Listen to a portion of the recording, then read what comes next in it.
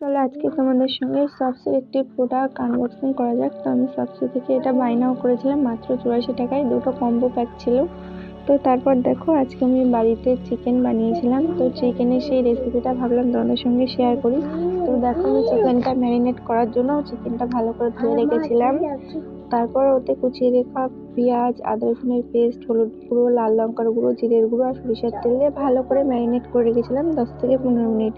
তো তারপর দেখো আমি উনানে কড়াই বসিয়ে দিয়েছিলাম। তো কড়াইতে তেল দিয়ে তেলটা গরম হওয়ার পর চিকেনের জন্য যে আলু কেটে রেখেছিলাম সেই আলুগুলো আর দুটো তেজপাতা ফোড়ন দিয়ে ভালো করে লাল লাল করে আলুটা ভেজে নিয়ে ম্যারিনেট করা চিকেনটা দিয়ে ভালো করে কষিয়ে নিয়েছিলাম। তো কষানোর পর চিকেন থেকে যে জলটা বার হয় সেই জলটা শুকিয়ে যাওয়ার পর চিকেনে আমি নুনটা দিয়ে আরো কিছুক্ষণ কষিয়ে নিয়েছি। তো কষানোর পর তারপর আমি জল দিয়ে যতটা পরিমাণ ঝোল লাগবে ততটা জল দিয়ে আমি চিকেনটা বসিয়ে দিয়েছি ঢাকা দিয়ে। তো তারপর চিকেনটা হয়ে গেছে। তো তারপর আমি